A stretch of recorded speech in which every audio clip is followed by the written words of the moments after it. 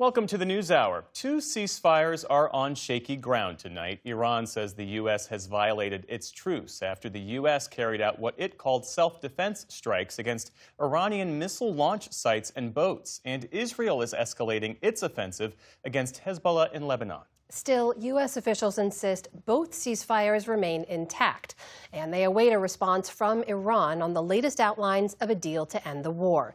But at least publicly, Iran is digging in, accusing the U.S. of acting in bad faith, and Iran's Navy claims that dozens of tankers have passed through the Strait of Hormuz since yesterday, only with their permission. William Brangham starts us off. Across the airwaves in Iran today, state broadcasters promised consequences for recent U.S. strikes that came in the middle of peace negotiations. The Foreign Ministry, in a statement condemning the ceasefire violation by the U.S. terrorist military, emphasized that the Islamic Republic of Iran will leave no act of aggression unanswered. And on the streets of Tehran, continued public displays of defiance, like this huge banner depicting President Trump's mouth stitched shut with a ribbon shaped like the Strait of Hormuz, claiming the U.S. had reached, quote, the breaking point. The U.S. military said it carried out so-called self-defense strikes last night against Iranian missile launch sites and boats that were attempting to lay mines in the Strait of Hormuz. The U.S. said they were carried out with restraint in light of the weeks-long ceasefire. But some Iranians viewed it as more evidence that the U.S. could not be trusted. Politicians should not pay any attention to America and their agreements at all, because they really go back on all their agreements. U.S. officials insist the ceasefire is holding. Secretary of State Marco Rubio told reporters the strikes won't set back the peace talks. But he said the details could take some time. Like anything with something like this, it's going to take a couple days to settle on, even down to the disagreements over a word, sentence. It's either going to be a good deal or there isn't going to be one.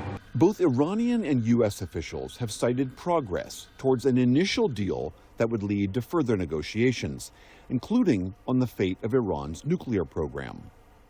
In what amounted to a potential softening of his position, President Trump wrote on social media last night that Iran's highly enriched uranium would be, quote, destroyed in place or at another acceptable location, with the Atomic Energy Commission, or its equivalent, being witness. That echoes what Iranian officials have told the News Hour, that they are willing to export their highly enriched uranium to the UN's nuclear watchdog, the IAEA, but not to the U.S. Still, there has been no public confirmation that Iran is willing to restrict its nuclear program, which it has always claimed is for civilian use only.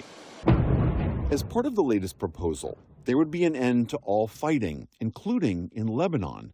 But Israeli Prime Minister Benjamin Netanyahu has ordered more frequent and heavier strikes against Iran-backed Hezbollah militants across Lebanon, despite a U.S.-brokered ceasefire there that remains in name only. Massive strikes overnight leveled entire blocks in southern and eastern Lebanon, killing at least a dozen people. Netanyahu huddled with his top military officials today and later announced that Israeli troops would be pushing further north.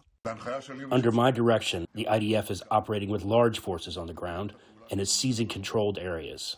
Israeli military officials said their operations will push past the so-called yellow line of demarcation near Lebanon's southern border. Israel has said it will not withdraw until Hezbollah is no longer close enough to pose a threat to its northern villages.